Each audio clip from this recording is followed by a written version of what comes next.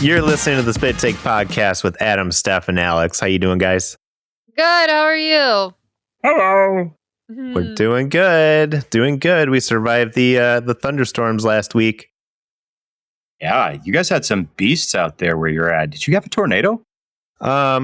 We didn't have a full-on tornado. We had the rotation up in the clouds, but we were under tornado warning for about an hour. That was on Friday. We were under tornado warning for about an hour. We got the alert on our phone, and then we decided to wait until we heard the sirens. And like 2 minutes later, sirens go off, and me and my wife were like, "All right, kids, go get in the bath," because we don't have a basement.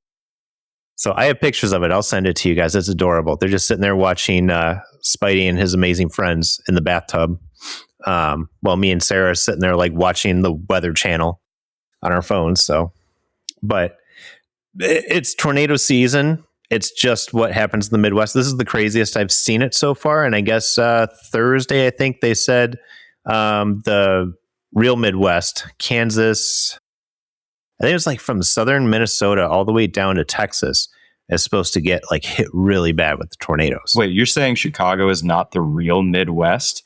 Got a lot of very fat people with drinking problems who are going to disagree with you there. You know what? It was funny because I was looking at it earlier and they said the Midwest was going to get hit with tornadoes. And I'm like, oh no, not us again. And they were like excluded us completely. They called us something else and I can't remember what it was.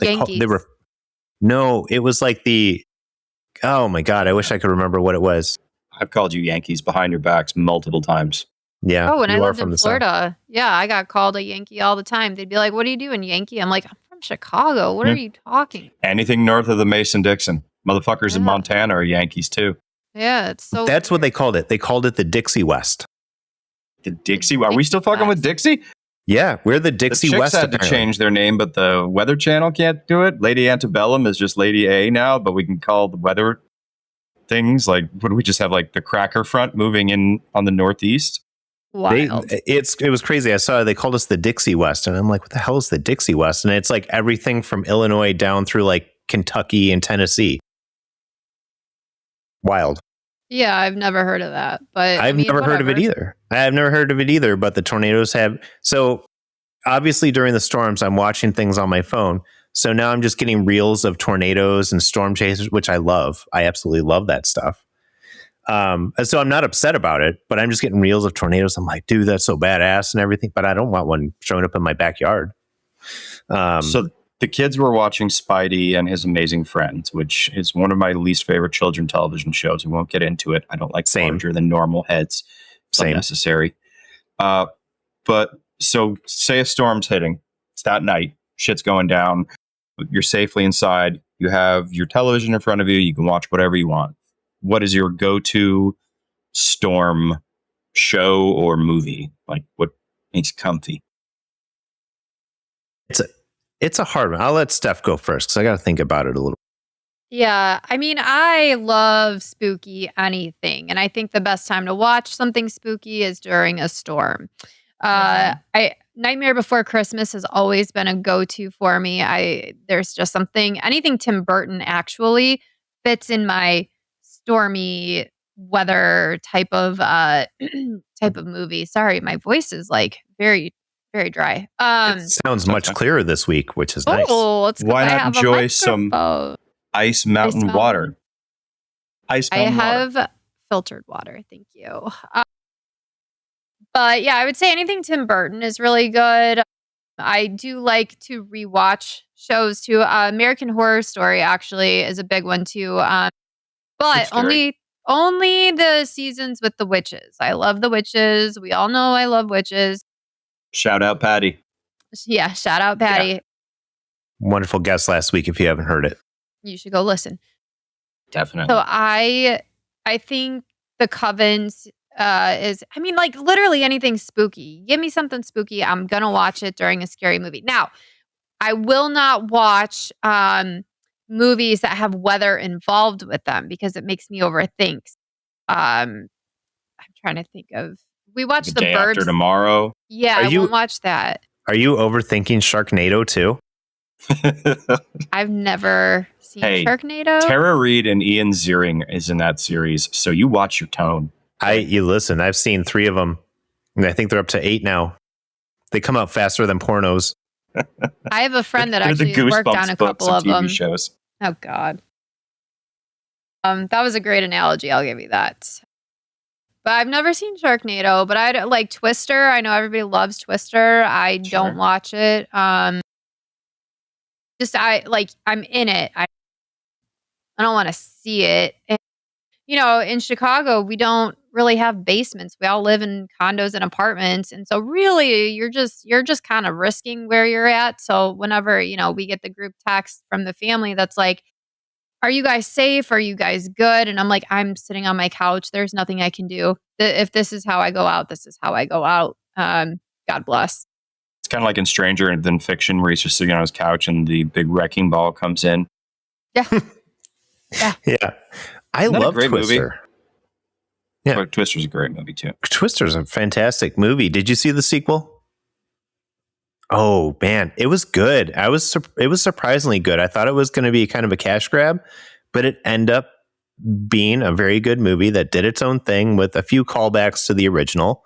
None of the characters returned, but I actually thought it was really good. I thought they did an excellent job.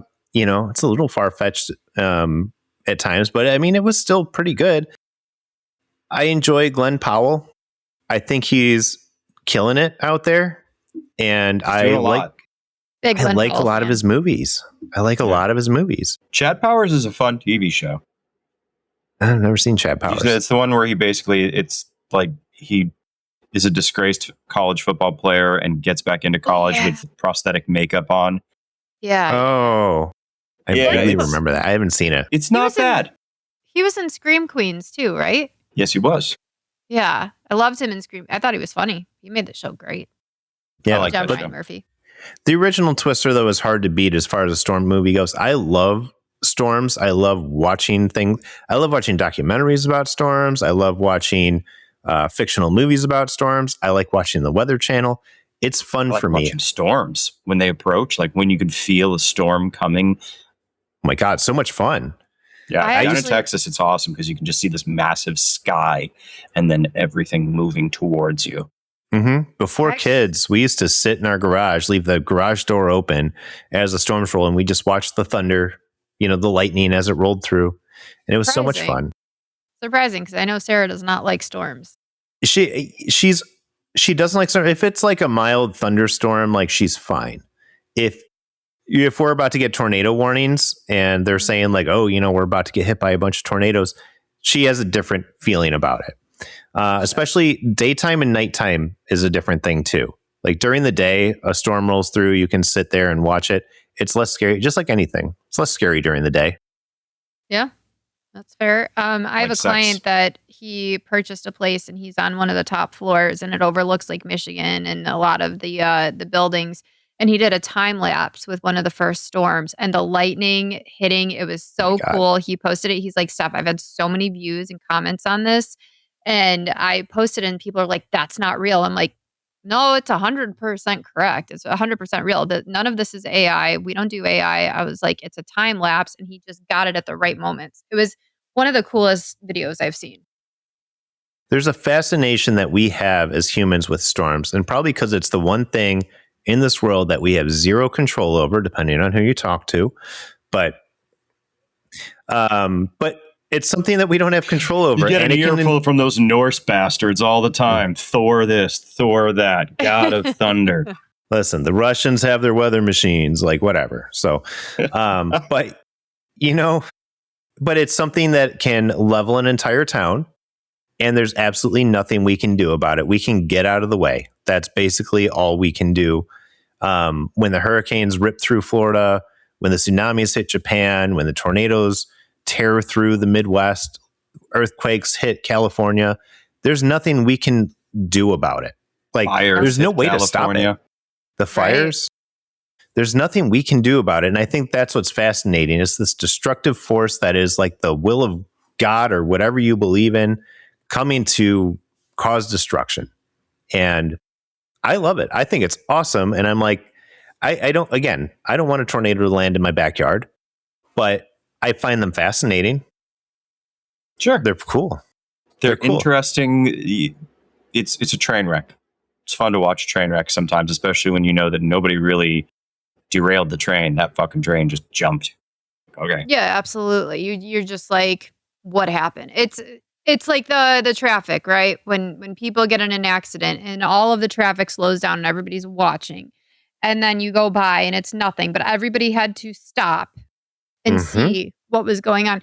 There's a fascination with the human nature of just knowing the disaster that happens. I don't know where it came from. I don't know why, but there is definitely a fascination in a culture. Yeah. 100%. You said traffic, and I was almost late today to one of my showings because we're on a one-way street, and this guy's delivering for Amazon. He just parks in the middle of the street, doesn't pull over either side, throws on his hazards, and there's 4 cars behind me.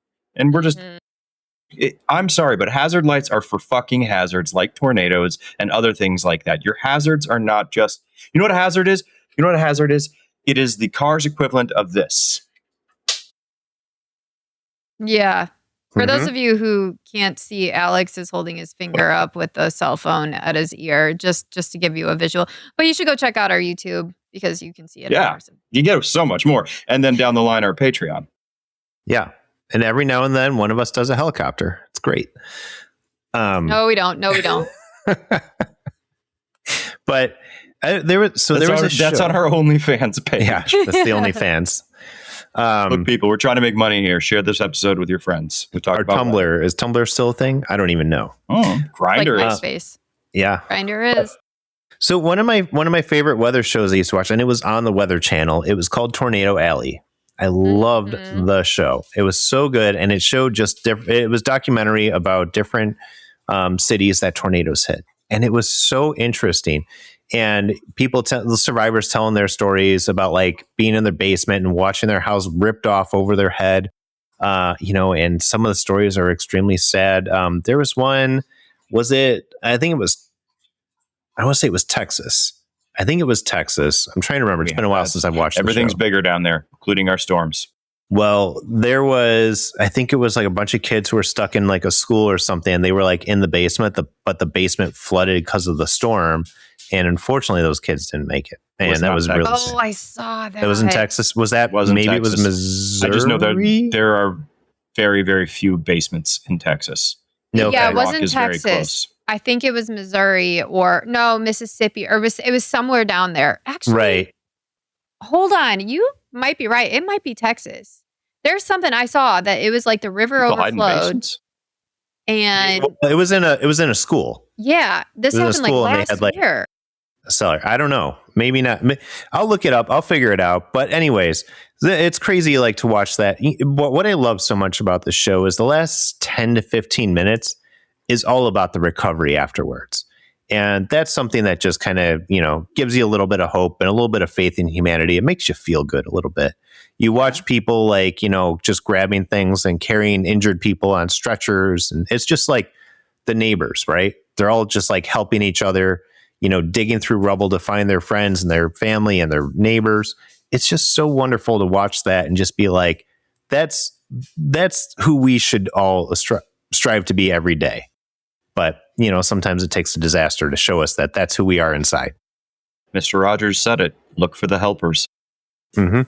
And I think it's beautiful. And that's what I love. The last 10 minutes of the show, the first, 20, 30 minutes, terrifying to think that something like that could happen. But, and then you see a lot of the dashboard footage from the cops and stuff who are out there. Yeah. The cops don't go and seek shelter. They're out there in their cars. They're like tracking the storm, and they're like trying to make sure people are safe. It's crazy.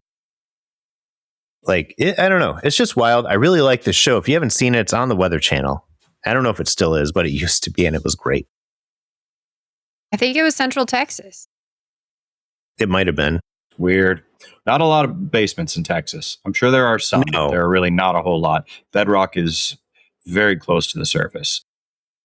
Yeah. But yeah, there's a lot. There's some more tornadoes coming through this week. They said, and like I said, it's the Midwest, Kansas, Missouri, Iowa, and I don't know if we're going to get anything more here. But again, storms are fascinating. Alex, what's your favorite storm movie or rainy day movie? Whatever you want to do. Weather movie. Rainy. I have a tie weird in thing weather somehow.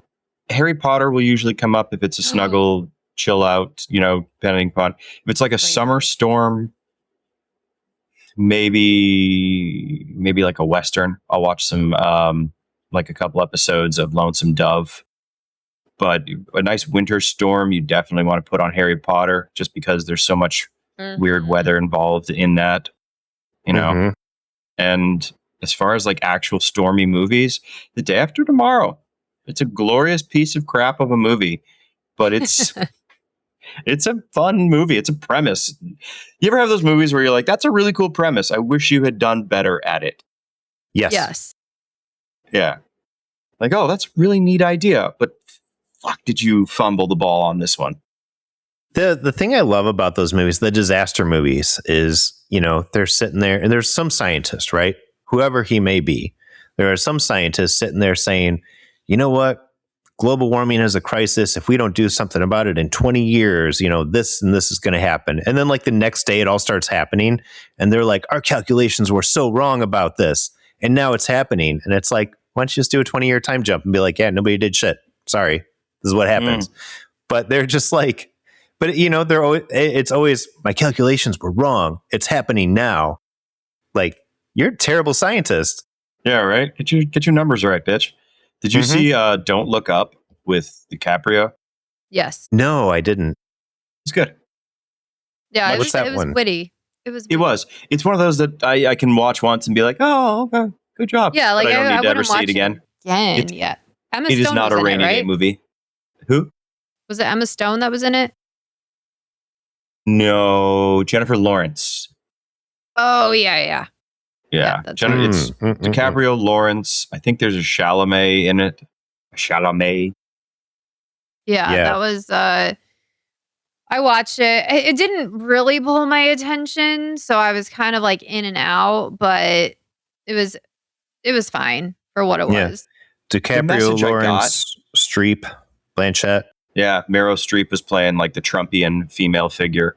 Nice. I got the message, and I'm like, yes, I agree. We should all be paying closer attention to climate change and how it's fucking wrecking the earth, and look into it. And isn't it funny that we have all these silly people in charge that aren't paying attention because of this, that, or the other? But as a movie format, I think it lost me. I think if you're going to give me like a lesson, keep it short. Best lessons I've ever learned were from The Twilight Zone. Yes. That just give me 20 minutes, introduce me to the problem, introduce me to the solution or not solution, and then let me walk away and make my own mind up. Like an hour and a half into the movie, and I'm just... Yeah, for me, it's when there's too much going on and too many storylines that aren't cohesive, I lose interest. There's even like Instagram reels, right? Like obviously being in real estate, I see all of the reels that come through. And somebody sent me one the other day, and it was so chaotic. I'll send it to you guys. It was so chaotic. I was like, I absolutely hate this, because she's trying to do too much and be too funny, but it was just chaos. I'm like, I don't even know what you're talking about. And I got really angry at it. So I was like, less make it make sense. Yeah. That's my... Again, going back to the disaster movies, just like everything happening instantly and just being overwhelmingly destructive. I almost feel like it would be a much more powerful message if they just kind of like showed a gradual decay of things instead of being like, holy shit, disaster, we're not going to make it. Show, you know what I mean? Like, holy shit, this thing happened. It's not going to end the world, but it's pretty devastating to our way of life. You know what I mean? Yeah. Yeah. So they're not like jumping to, like you said, 20 years later. You want to see the in between, like the Fear of the Walking Dead versus The Walking Dead. Right. Yeah. We want to, show us kind of a look at what our future is in 5 years, in 10 years, and just kind of like go that route a little bit. It doesn't have to go into complete disaster, but I know that the disaster movie is a genre of its own, and you have to have something to do it. And why not be climate change? And it'll come back. I mean, it's cyclical. Hollywood finds one movie that works, and they're like, cool, let's run it back again. And it seems like every 10, 15 years or so, it's disaster movies. Yeah. Yeah. Well, and I've been telling you guys Yeah, I've been telling you guys about the show Paradise, and the whole premise behind that is, a huge disaster happens, and the super volcano erupts under Antarctica, basically, and it causes a giant tsunami, wipes out basically most of every coastline in the world. So, like, it starts off with a disaster like that. There's a lot more that goes into it, but it was a very interesting concept that, and they kind of talk about it and made it kind of that gradual thing. Like, we've been wearing down the Antarctic shelf. Finally, it popped the cork on that volcano. It blew up, and, just kind of, there was just darkness in the world from it. So, but it is fun. It is fun to kind of keep an eye on that and watch that kind of thing. I will say one of the best movies to talk about kind of climate change and what kind of big money is doing is Ferngully. Oh, fucking Ferngully. They're doing a live action. Yes. They're doing a live action. I love Ferngully. I didn't realize that was supposed to be a kind of like political piece when I watched it, but now as an adult, I realized what they were doing, but I just loved the little dances and the little fairies. They made me happy. Hey, and now you are a person who doesn't throw her trash on the ground. So it got in you early. I actually do not. I actually get really mad when people throw their trash on the ground. Me too. Yeah. Didn't Tim Curry voice the smog monster or whatever it was? Yes. Yeah. And I forget who voiced the main character. It's been so long since I've seen it, but I'm going to look it up because they had a lot of famous voices in there. There were a lot of famous actors that came through, and because everybody kind of like bound together. Batty was somebody. It makes me feel like Robin Williams, but I don't think it was. Wasn't there like Batty? But that's Anastasia. No, Robin Williams was Batty. Yeah. Oh, look at me. Tim Curry was knowing Hexus. things. Christian Slater was Pips. Good to see him getting work. Samantha Mathis. Yeah, I don't know. Don't know her. That person. Cheech was Stump. Chong was Root. That's one of those things that they like put it in for the parents who are watching it. Because the kids, I didn't know who Cheech and Chong were back then. No. Yeah. Couldn't have picked him out of a lineup. But yeah, I mean, Tim Curry, what a national treasure, though. Ugh, the best. Best. Favorite Tim Curry role? I mean, Frankenfurter. Yeah. I mean, that has to be on. Okay, how about this then? Mount Rushmore of Tim Curry roles. Dr. Frankenfurter, obviously there. Yep. It has to be in there. Pennywise the Clown, great call. Hexus now. I don't know about Hexus being his best. What? It was good. See, I don't know if it counts because it's a parody, but Scary Movie 2, I thought his character was hilarious. He was fun. He was pretty great. I don't think it belongs up on the Mount Rushmore. But how about Long John Silver in Muppet Treasure Island? What about Clue? Wadsworth. Clue. Clue. There we go. There's our 4. Clue. Aren't there 5 on the mountain? No, there's 4. Are you sure? Yeah, I think it's 4, but that's fun. Who is on the mountain? Lincoln, Roosevelt, Jefferson, Washington. I think so. Sounds right. We'll go with Whatever that. it is, we destroyed a Native American heritage site just so we can make some stupid shit on a mountain. And if we're wrong, people can comment and tell us we're stupid. Yeah. Fuck yeah. Don't do that because we're very sensitive. You can make fun of me all the time. Yeah, go for it. Let's interact. Honorable mention to Tim Curry's role as the demon in Legend. Legend? Yeah. Yes. That's quality. You put some good makeup on Tim Curry and he will. When he was in Psych in that one episode he did, where they did like the American Idol parody type thing, and he was supposed to be kind of a Simon Cowell character. He was so fucking good in that. He was so funny. He was such a dick. Psych was such a good show. Just some blue sky, fucking USA Network. Okay. All the funny names he would come up with for Gus. And Dule Hill himself is fucking brilliant. I mean, he's got that and the West Wing. Retire. You're good.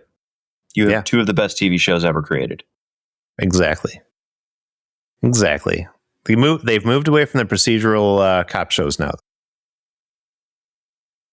You still got the Rookie.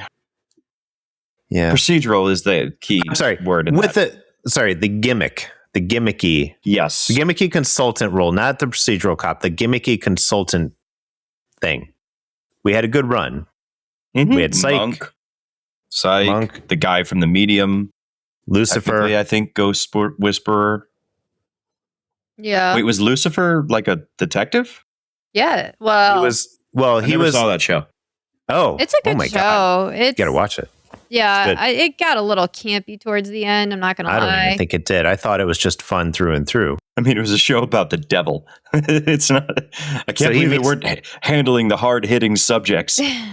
How did Lucifer not cover the AIDS epidemic? I mean, come on. Like, the premise is he meets this detective and he helps her and eventually becomes a consultant to help her solve her cases. So he's just following her around solving cases with her, using his devil powers to do it. It's great. It's what else? It has nothing to do with the Lucifer comics. I will say that. Nothing to do with the thing. No. I think they were Vertigo, maybe DC. I can't remember when everything transitioned, but wait, didn't John Constantine make an appearance at one point? Yes. So when DC bought Vertigo, they bought Lucifer and John Constantine. And so it's funny though, if you read the Hellblazer comics of John Constantine, it's all about the angels and demons, heaven versus hell, earth in the middle type of thing. Mm-hmm. If you read the DC comics of John Constantine, he's a magician like Dr. Fate, basically. And it's just like occasionally a demon shows up, but it's not like the heaven and hell stuff. It's more like superhero and supervillain. So it depends on which one you're reading, which John Constantine you get. But the Lucifer story, so like Lucifer, Sandman, all of that all ties in together. Because Sandman released Sandman? I did. I didn't finish season 2. I think I left off with 2 episodes left. It got boring. It did. Season 1 was fun, interesting. It was a cool, contained story. I liked him. There was a couple, like the one episode just going around with death was heartbreaking. Oh my God. But the dead baby got me. The next season was just like every side character of all his siblings was so over the top. Yeah, it was too much. Right, I don't care. I just couldn't finish it. Maybe one day I will, but then other stuff started coming out and I was like, I'd rather watch this. It's the one that I watched most often because I would have a cocktail and I would actually like get catty with them. But no, I did see it because it's Vanderpump. Vanderpump Villa. Vanderpump Villa is the newest iteration of the Vanderpump dynasty. So are they not working at a restaurant anymore? So no, basically what happened is Lisa Vanderpump, she was in, oh God, now I forgot. She was one of the Real Housewives to start off with, right? Yes. But she actually owns multiple restaurants in Vegas, in California. I think she's opened a couple others. I don't know. She is a boss. Whereas a lot of those housewives did not work. Lisa built a dynasty. Lisa Vanderpump because she is a boss. She is somebody that people in the hospitality industry look up to and want to be because she built it. Did she have help from her husband with the money? Yes. But she is there, and I mean, I'm assuming she's there a lot because I see her, on the show. I know. Yeah, I've seen a lot of very well-funded restaurants shit the bed. Right. But she has built something phenomenal and people know it. And whether it's because of her fame on the show or whether, it's because people just want to see the chaos that ensues from Vanderpump Rules, who knows? But either way, what she did is I don't know if she's renting out a place, bought a place, contracting, I don't know. But she has this season, she goes back to England. She was in Italy last season, and I think maybe Italy the first season. I'm not sure. But she has this estate basically, and people pay to come and stay at this estate. It's this year she has a lot of Bravo celebrities, I don't know, whatever it is. Levities? Did you just create a portmanteau? I don't know what that means. Portmanteau is a combining of 2 words to create a new word. I think Humble so. brag. I think there's one that people call it that. I don't know. Either way. I know that portmanteau is. It's my favorite word. Because it I think in and of itself, a portmanteau is a portmanteau. Because it's this prefix and suffix of something else. I just think that's a fucking ridiculous word. Well, I'm going to start using that to sound smart again. Sorry. Marcus of the stupid part. This is fun part. Yeah, that's kind of, our listeners want to learn. We're here to educate. We're here to educate people. So I'm going to educate you guys on Vanderpump Villa. So it's an estate she has this staff that comes in. In the first season, there's still a couple from the first season that came in or have come back. And it's just like some of them have mental breakdowns and leave. It's a lot because they're catering to these high-end guests and some celebrities. And it's like they have like a 3-day thing where they curate different activities, like engagements, birthdays, whatever. So anyway, so this season, people are watching it because if you follow the Secret Life of Mormon housewives, some of the housewives went to the villa last year. And the scandal was that Marciano, one of the bartenders or servers or whatever, I don't know, he hooked up with one of the housewives, allegedly. Well, then it came out he didn't, but he was having an emotional affair. It's this whole thing. You have to watch it. It's too much to explain. But there's all these secrets. Who said it was an emotional affair? Her or him? Her. But then he said he banged this one of the wives, and she said, no, we didn't do that. So anyway, that's such a difference. It was an emotional affair. Knock the back out of it. Yes. Adam has a question. I have my hand up using the little icon. Yes. Good call. What is an emotional affair for those of us who do not know? Okay, so an emotional affair is when you and another person that is not within your relationship has texting, flirting. There's nothing physical, but there is an emotional connection. So it's like you're dating without the physical aspect. And it is very common because people, they won't cross the physical line, but they will cross that emotional boundary. And it is still cheating. It is. It is not. Very much so.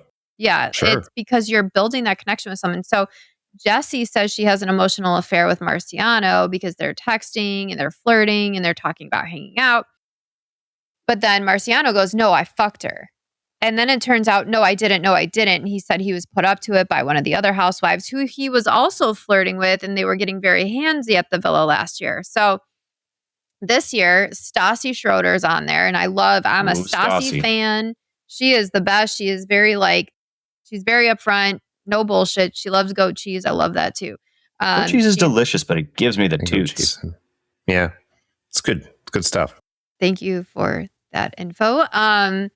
It gives you the toots too. Come on, it's goat cheese. It does not. I love. You get those little Steph, little fart skis. I don't because my stomach can handle goat cheese. Anyway, Adam, you grew up with her. We didn't eat goat cheese growing up. We didn't eat goat cheese growing up.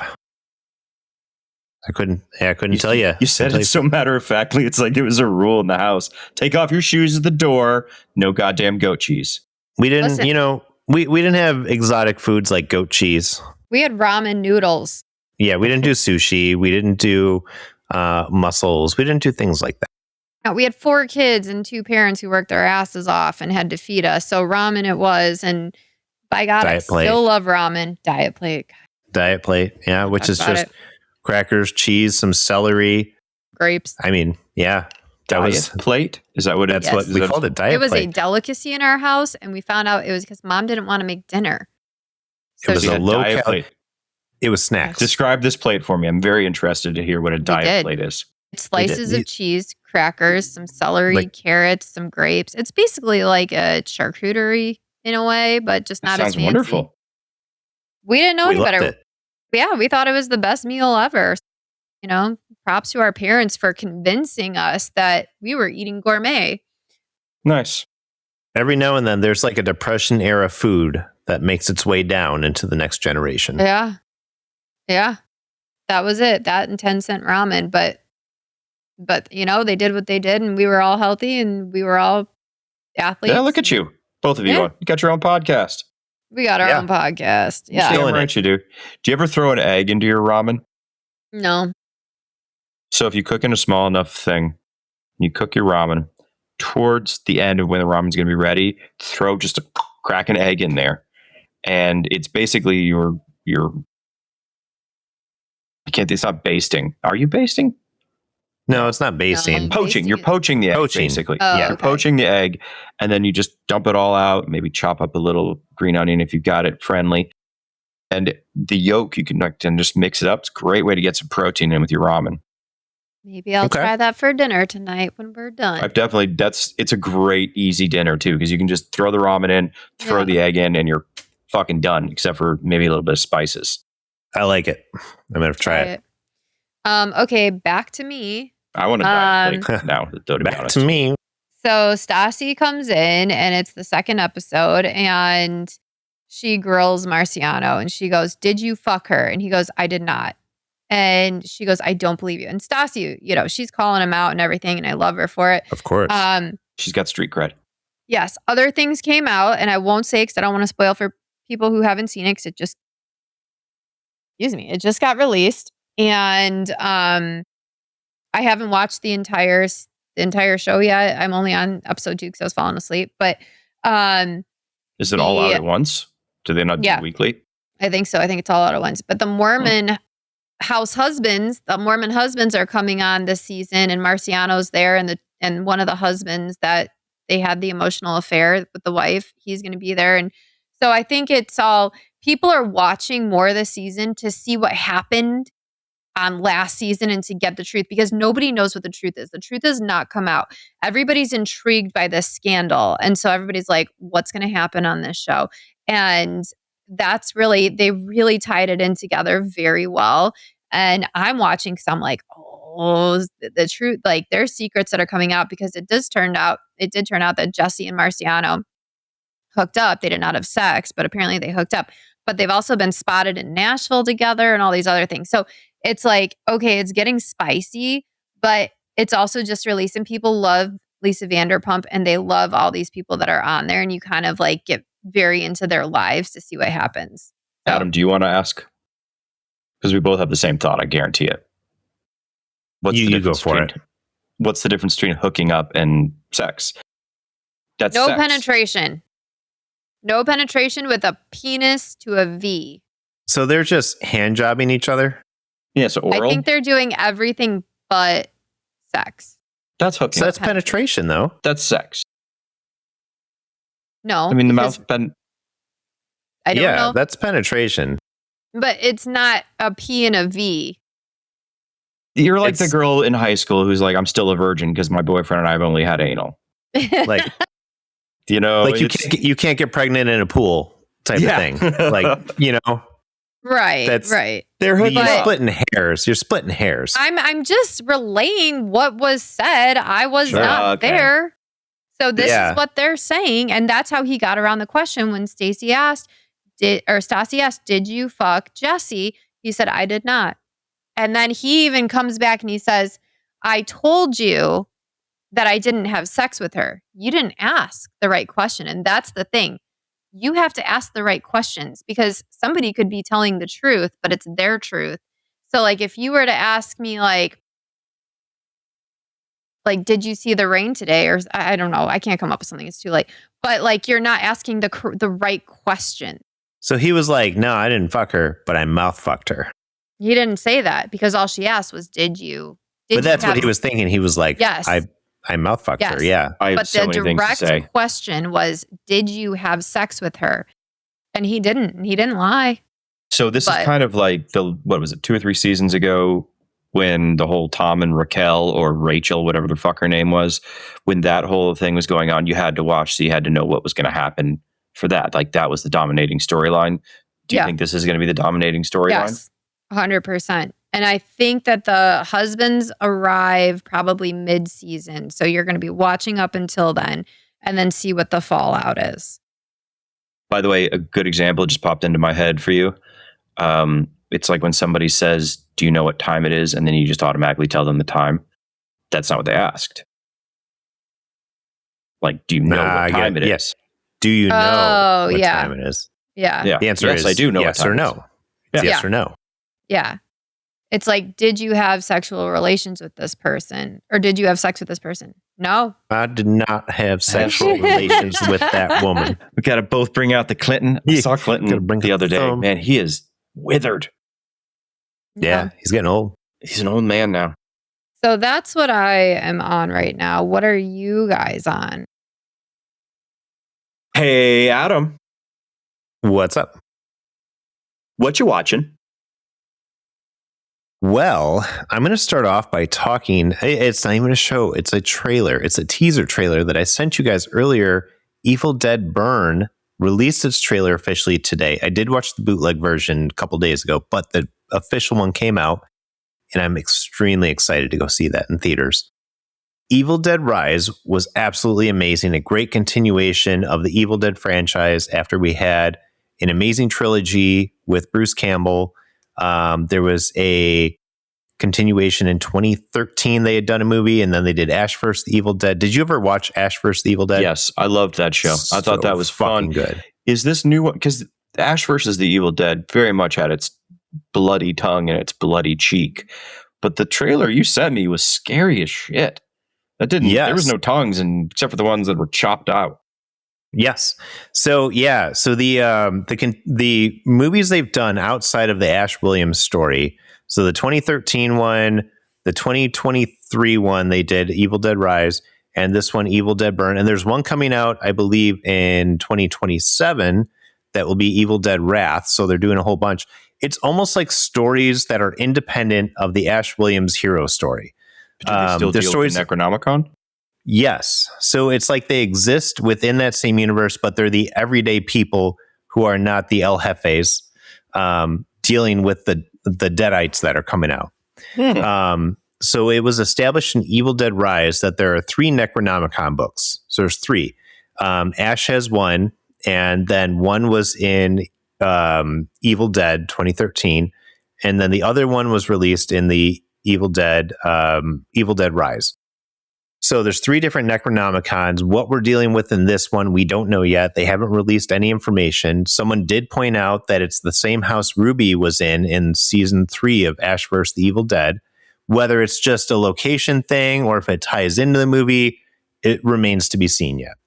But so it's almost like these people are caught inside of like just evil being unleashed and everything. But it's fun because they made it like, okay, you've got Ash over the top hero, braggart, everything. Hail to badass. The king, baby. Hell yeah. Overall badass. And his story is almost more funny and everything because the stakes are lower, but everything else is like live or die. Like there's no holds bars. They've killed children. They've killed elderly people. They've done everything under the sun in those movies. And they're bloody. They're scary. They're not fun, campy movies like the Evil Dead trilogy was, but they're still really well written and really well done. And I believe Sam Raimi and Bruce Campbell are producers on them, so they're helping. Cool. As long as you keep the Raimi in there, and we get some shemping every now and again with what is it? Yep. Who's the other Raimi brother? Oh my God, I'm drawing a blank. No. Ted Raimi, yes. Is it Ted Raimi? Ted Raimi walked so that, God, what's the guy's name? Sean Gunn. We think very similarly sometimes, we do. My man. We know too much about too much. Too many. It sounds scary. It looked scary. I mean, they looked almost like zombies at first, and then I saw one kind of like floating in the background. Uh-huh. Because they're deadites. They're just demons that possess people and then murder everyone. And as you do. Yeah. And that's what's fun about it, And I've read a lot of the comic books of Evil Dead, the continuation. So if you didn't know, at the end of Army of Darkness, there's 2 endings. Okay, so there's the ending, which is the true ending, which is where Ash goes back to S-Mart and works and and the Deadite shows up because he didn't say the words all quite correctly. Yep. And he not something Farad. Yep. So that is the movie timeline. The second ending is where he drinks too much of the potion and he goes too far into the future. And that is the comic book continuation of the story. So there's two different timelines going on, the comic book one and the movie one, based on which ending of Army of Darkness you've seen. So yeah, fascinating stuff, but I'm really excited. Really excited for you. It's nice when you have something that you can look forward to so much that you've like watched the trailer, like you bootlegged the trailer beforehand. Yeah. Because they like played I've it during watched a little bit of the bootleg trailer for the new Avengers movie. Yes. Yep. Me too. Or back in the 90s, did you ever read the scripts before the movie came out on the old internet? Yep. Oh yeah, used to do that. Loved it. I guess they did the teaser trailer during The Mummy, which was Lee Cronin, who had done Evil Dead Rise. And apparently The Mummy takes place inside of the Evil Dead universe. They've said as much, which is kind of cool. I keep seeing that. Is there a new Mummy? And are we talking Universal Studios kind of Mummy, or I don't know what studio. I want to say it was Warner Brothers did it. But yeah, it's just a horror movie, and I don't know many details about it because they just kind of they just kind of quietly released it, and it's called The Mummy. But they said it's the same magic that releases the Deadites into the world, so it exists within the same universe. It's just a shitty movie, and they're like, "All right, we're just gonna we need to tie this into somebody." The Mummy, sponsored by Evil Dead. Yeah, right. Right. So I actually want to see it because people have been saying it's actually a pretty good movie. And I love a good horror movie, and they haven't done too many good horror movies lately. I will watch it when it comes on HBO for free. Mm-hmm. Yeah. That's probably when I will watch it too. There are tiers for me. Like I will go to a movie for the experience, like a really scary movie. I'll go see that, or, your action movies, the big things, or to get ahead of everything. Yes. Mm-hmm. Like I know it's going to be talked about. So it's like, fine, I need to see this pretty quick or everything is going to be about it. Most childhood franchises I will go watch, especially the revivals. Like I went and I saw Beetlejuice 2. He-Man looks good. I saw Beetlejuice 2 in theaters. I saw both the Ghostbuster movies in theaters. I missed Superman because the week it came out, we were on vacation, then too much stuff during the summer. I wasn't able to go see it. But there's a lot of franchises from like childhood that I will go actually watch in theater because I want the full experience. And they know that, which is why those movies keep getting made. No regrets. No regrets at all. I will go see He-Man. I'm intrigued. I check every few weeks to see if there's news of a new Ghostbusters movie because I want to watch more. Frozen Kingdom kind of blew. I liked it. I thought it was good. I thought it was great because it was an episode of the real Ghostbusters. That's all it was. Interesting. All right. When you put it like that, I hate it less. Yeah. If you watch it with that context of saying like this was an episode of the real Ghostbusters, but live action and 2 hours long, great movie. If you watch it to say like, I want the original feeling of seeing the Ghostbusters in theaters in 1984, which I wasn't alive for. But if you wanted that experience, it's not that. It's Ghostbusters to me as a series is so weird because the first one was definitely not a kid's thing. It was an R-rated comedy. Dan Aykroyd gets a blowjob from a ghost. It is amazing, wacky and wild. And I mean, Belushi was supposed to be in it. It was Animal House with ghosts. And then they do the 80, like was it 88? Was when Ghostbusters 2 came out? I think so. Maybe 85. I don't know. Whatever it was, that was a lot more campy. Yeah. And late 80s, yes. Almost like Gremlins 2 took it for a big thing. You have the real Ghostbusters cartoon. And then the less that's said about the Melissa McCarthy Ghostbusters, the better. Oof. Nope. They were redeeming things, but not enough to save it. Nope. Because it was a fast horse doesn't mean when it breaks its leg, we shouldn't shoot it. I have a lot to say about it. I've said it before on this podcast. Go listen to the earlier episodes. I said a lot. It was really, really loving and sweet. It's my biggest issue. Okay, I'm just going to say my biggest issue with the 2016 Ghostbusters. Shut the fuck up. No, my biggest issue with the 2016 Ghostbusters has nothing to do with the fact that they're women. It has to do with the fact that they're scientists and they're complete morons. Like, that bothered me. They traded witty, fun humor for slapstick comedy, and it took it down another level, and it just made it not fun at all. Like, I agree. Were there parts that I laugh because Melissa McCarthy falls down and they do the fat girl falls down? Yes. Quite a bit with her. That was her whole shtick for that period. Kate McKinnon's brilliant. Love Kristen Wiig. She's great. I love her. Both of them. These are all actresses I love. And Thor's hilarious. Brother was fun. Yeah. These are all actresses I love. And that tells you a lot about the movie and the way it was written. Yeah. It was really bad.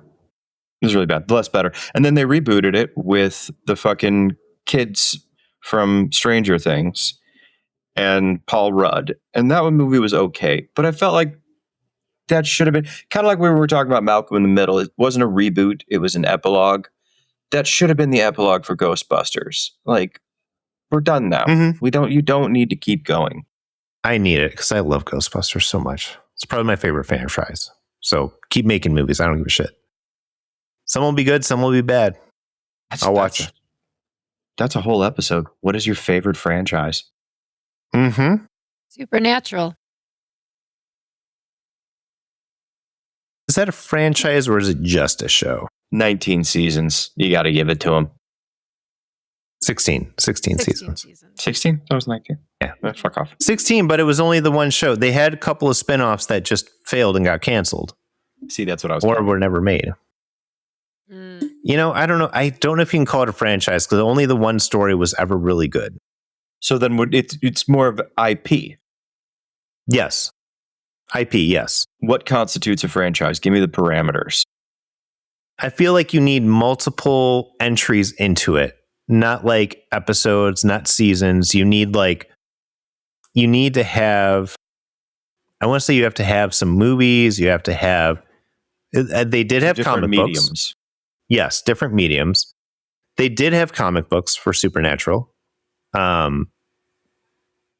They tried to do some spinoffs that didn't work. They never made a video game, which I was surprised about. It'd be a fucking baller video game. They will. Someone will at some point. Which at that point, then wouldn't it be a franchise? I mean, you've got multiple mediums. I'm going to win this case for you, Stephanie. Well, I'll say my client's franchise. I'm just an uneducated Southern lawyer, but I know Jensen Ackles is a dream. I don't know. I don't know if I would call it a franchise. I would have to figure this out. Next week we're debating if Supernatural is a franchise. Yeah, that's going to be a long episode. It's going to be a long episode. There's a lot to talk about, a lot to unpack. But going back to Malcolm in the Middle, I did watch all of that, the revival that just came out. I'm probably stealing that from Alex right now. No, is that what you were going to say? No, I'm going to talk about the Keanu Reeves movie I just watched. Well, let's talk about Malcolm in the Middle. Let's talk about Malcolm in the Middle right now, because I enjoyed it. I thought some characters were a little unnecessary, but overall I enjoyed it, and I thought it was fun to see your old friends again. That's how I felt. Mm-hmm. Yeah, Hal is amazing. Completely. Hal is the best. Bryan Cranston is an absolute treasure. He is. He's amazing. He's our generation's Steve Martin. And he's not even of our generation. Probably closer to Steve Martin's generation. He's so great, though. I had to watch an entire 20-minute clip of Hal's best moments last night on YouTube. He had some. They made his character very silly. He almost broke the fourth wall with the surrealness of his storylines. Yes. But I know what you mean, though. It was... Yeah. We were talking about it. It wasn't a reboot. It wasn't a sequel. It was a nice epilogue. It was running into that friend of yours from high school that you haven't seen in a while. And you don't have a lot of time. You're both picking up food at the fucking sports bar. And you just talk to each other for 5 minutes. Like, hey, man, how you doing? Hey, man, how you doing? Cool. Randomly, you're never going to fucking see that person again. But you got a nice little epilogue. You got a find Like at the end of Can't Hardly Wait, where they give everybody's little... Yeah. I feel like I've done this speech before. I think you're right. I think it was a very good epilogue to the story. And if they do more, I'll probably watch more, but, don't kill it, or don't beat it to death. But yeah, Hal's story was great. Malcolm and his thing where he kind of makes peace with his family was great. Mm-hmm. And Bryan Cranston, again, just amazing. Lois is funny because while I was watching it, and some of the things she said were things like my wife has said, and I'm like, oh my God. I was like, I'm Hal. She's Lois. But like, legitimately, I was like, oh my God, okay. I think that's the best part is like, you get that, you get the everyman feeling from these people, mm-hmm. right? Like things Hal does, things I've caught myself doing. Like with the waves of clasturbation out there of every TV family is rich enough to go on vacation. I like Malcolm in the Middle because they were just scraping by. They probably had a couple mm-hmm. diet plates. Yes, they sure both did. Worked. She worked at the fucking Lucky 8. Hal had his job, and the kids had to get jobs when they were old enough, just like I'm sure you did, and I know I did. Mm-hmm. They were real people. But inside of that, there were surreal silliness, and Hal with his walking. Remember when he was mm-hmm. a competitive speed walker? Yes, there's that, and then he was the I want to say figure skater, but that's not right. It was rollerblader, or I definitely roller skater or something. Roller skated. He also did the Dance Dance Revolution. Yes, Dance Dance Revolution. His little hobbies and obsessions were always the best parts of that show. One of my favorite clips that I watched last night of his highlights was it was a cold open that they did for him. And he comes in the house and he tries to turn on the light. The light doesn't turn on. So he goes to the closet to get a light bulb, realizes the shelf is loose. So he goes to a drawer to get a screwdriver to fix the shelf. And then the drawer is squeaky. So he goes out to the garage to get WD-40. His WD-40 is out, gets in the car to go to the store to buy more WD-40. And the car won't turn, or the car is making a sound. And then the next scene shows Lois walking out, and she was like, hey, Hal, did you change the light bulb? And he's under his car with the engine pulled out. And he's like, what does it look like I'm trying to do? I was like, I've done that before, where it's like, my wife sends me to go do a task. And I go outside. It's like, hey, can you go grab this from the garage? And I go out there. Next thing she sees is I'm weeding the patio. And I'm like, and she's like, has nothing to do with what I told you. I'm like, it has everything to do with what you just told me. They are. The weeds are distracting because they look out of place. And you're like, get out of there, you little bastard. That's how it happens. I was like, it's such a real moment. Mm-hmm. That show was super real. So great. And, the grandma was always funny. Cloris Leachman. Yeah. I liked Malcolm in the Middle for a lot of reasons, but one of the reasons was you could see the obvious attraction between Hal and Lois. Yes. It's not like it takes it out of me, but when you see a show that you're like, oh, okay, come on, Sofia Vergara and Al Bundy, I'm not seeing it. Whatever. have fun, but I'm not seeing it. But Malcolm in the Middle, Friday Night Lights, I know you guys haven't watched that yet, but with Coach and Tammy Taylor, that is a relationship to aspire to. And you could just tell they liked each other. They went after it. Even think about old school Roseanne. She and Dan liked each other. You could tell they were attracted to each other. You could tell that there was chemistry there. There's some fat people banging or hooking up. Love it. That show was great until Roseanne demanded to take over all the writing. Then it got weird. Yeah. Got weird. You either die a hero comedian or you live long enough to see yourself on Twitter. But we'll go into your thing now. You watched a movie. I forget the name of it. Yeah. What the fuck was the name of that one? What were you watching? It's called Outcome, I think. Double check that. That's the one I looked at. Was it Bucky Larson?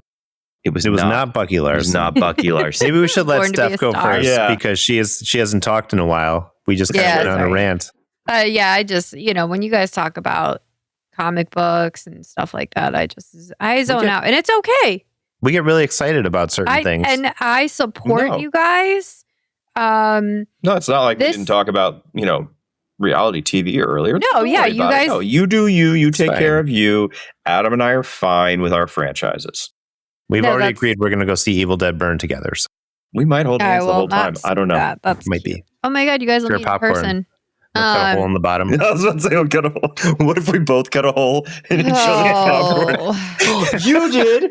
You did? Is that your penis? Oh my God. Is that your penis?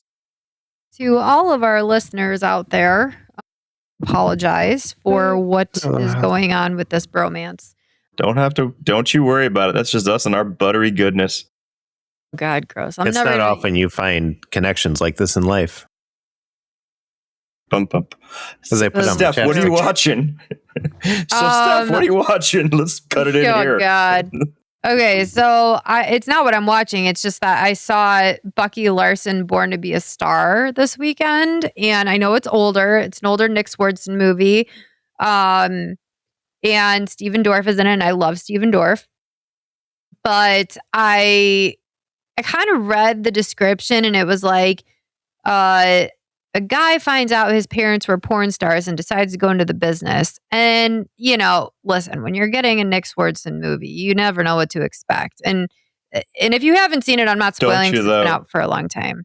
Don't you know what to expect? Yeah, so I wasn't expecting this. So Nick Swardson is learning how to jerk off at the age of, I'm assuming, 21 or 22. With his friends watching, and it's just awkward. And he realizes that the porn stars that he's watching are his parents. So he goes and he asks them about it. And apparently they were like famous porn stars or very well known because they're just like these Iowan people. I don't know. The don't you knows. There's some sexy people from Iowa. Okay, sure. So he goes out to move to LA and decides he wants to be a porn star. Well, he's never had sex. I mean, he's never jerked off, so he's for sure never had sex. And his whole claim to fame is that he sees boobs and he comes within 10 seconds. That's all it took. And he's got a micropeen. So people are loving it because they're like, I can relate to this. I may not have the biggest dick, but this guy has a smaller one, so I feel better about myself. And that's what gets him famous. Well, in the meantime, he's falling in love with Christina Ricci, who's a waitress at a restaurant. Christina Ricci's in this. Yes, and how they got her to do this is beyond me, but it's it is ridiculous. It is a ridiculous movie, and I watched it, and there were definitely funny parts, but the whole concept, and he wins all the awards at the porn awards or whatever. Awards, yes, go on. Adult video. Okay. So he wins all the awards, and Stephen Dorff is pissed because he beat his record and whatever. So, and it's just I forget who the director was in there. The movie? No, that played the director for Bucky. Hold on, I'm gonna IMDb it real quick. But he has a coming of consciousness or what is it? Coming to Jesus moment. And Don he's Johnson? Hold on. He's a good looking man. Miles deep in the movie. Yes, Don Johnson. So he has a coming to Jesus moment and decides he doesn't want to make Bucky have sex on camera. They're not doing it. So yeah, it's just, it's funny. You don't have to pay attention to understand what's going on. It's one of those it's on because it's on, but yeah, exactly. Which Will Adams would be very upset that I said that, but it is. And sorry, Will. Yeah, sorry, Will. But it's stupid. But I love Nick Swardson. I think he has played one of my favorite characters in Reno 911, the rollerblade guy. That is Terry. Yes, one of my favorite characters ever, and he does such a good job. And it's just, I don't know. Is it worth a watch? Probably not. But if you're really bored and have nothing else to do, sure. Yeah. I see that movie as kind of if you took Joe Dirt. If Joe Dirt was a little plastic army man and you're like, this is Joe Dirt, and you're like, oh, that's nice. It's a little plastic army man. It's not great. It's not an action figure, but whatever. And then you put it in the microwave, but for like 15 seconds, and it melted just a little bit. That's what Dickie Roberts, Born to Be a Star. Dickie Larson. Is. Dickie, Bucky Larson. But Bucky Larson. No, you're thinking of You're thinking of the David Spade one. Dickie Roberts. There's a Dickie Roberts thing. Child Star. Was it Dickie Roberts? That's when you melted the action figure a little bit more. Yeah. I think I said earlier it was like Scary Movie 6.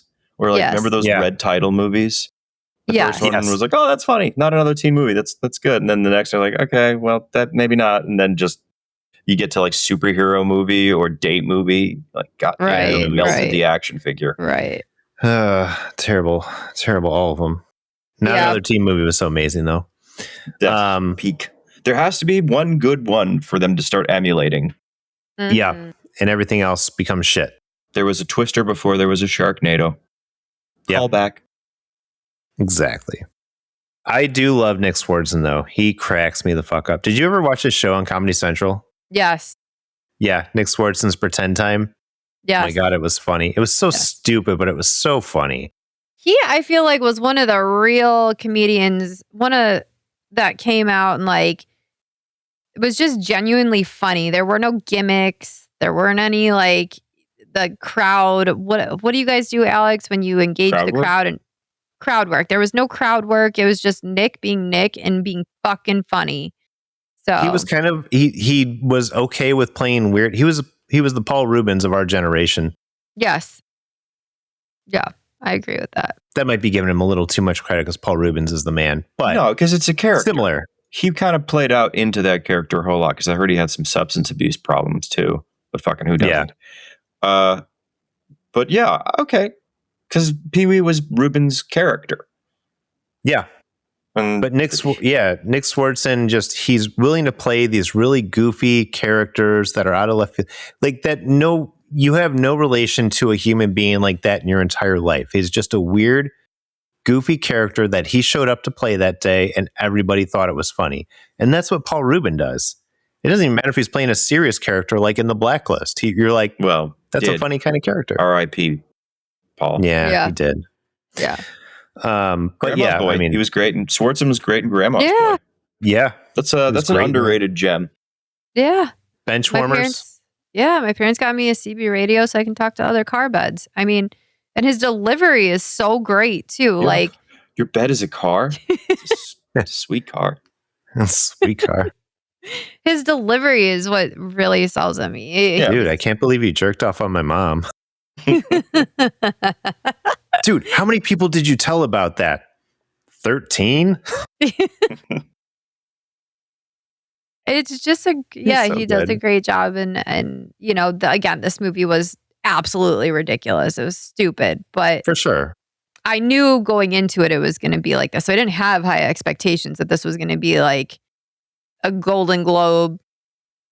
I mean, what are the Oscar? It wasn't going to be an Oscar. Yeah, I knew there was something in there.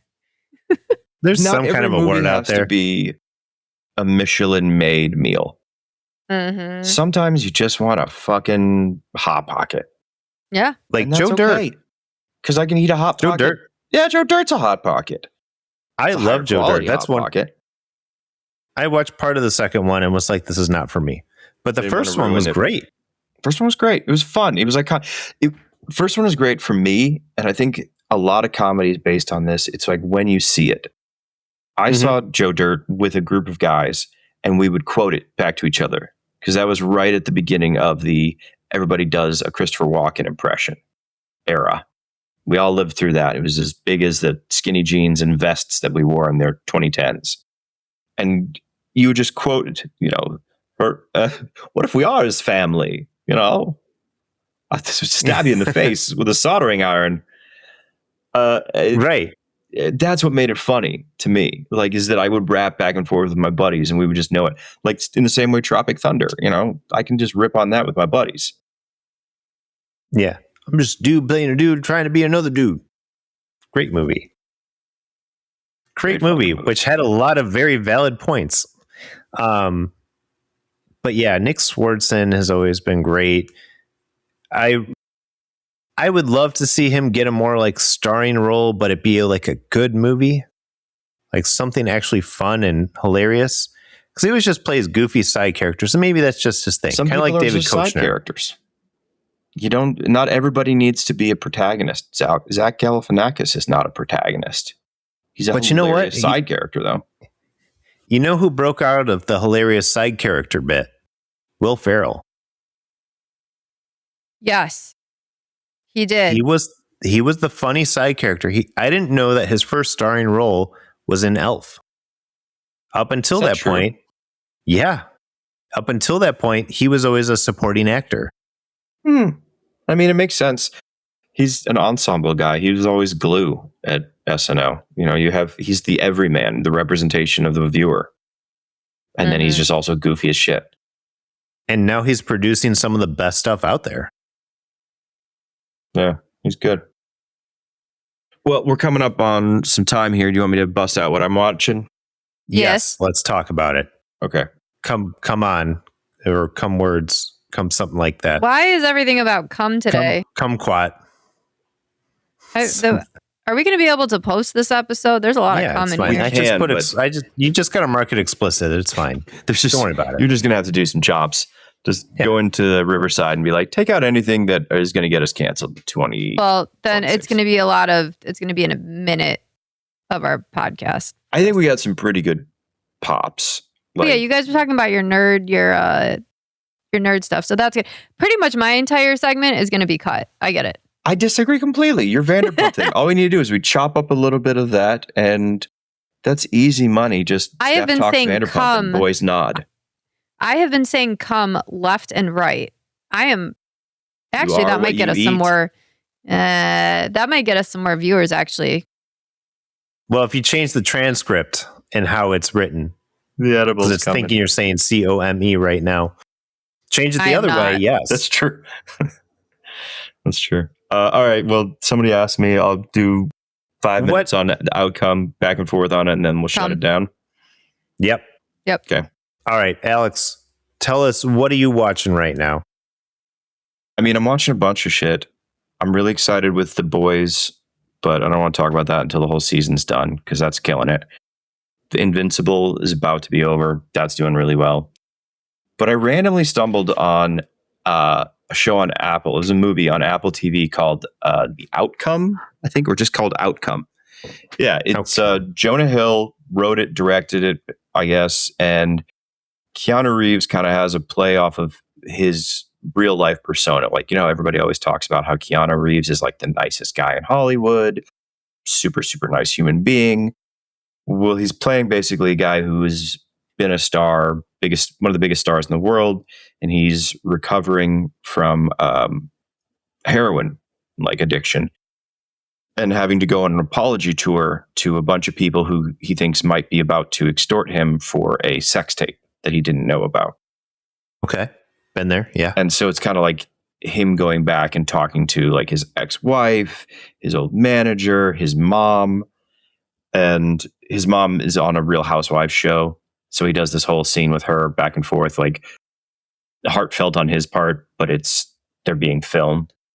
It's funny. Oh, okay. It's an interesting movie. I don't think I ever need to see it again, but it was nice to like walk into it, you know, just be like, okay, Keanu Reeves is fun. I like him.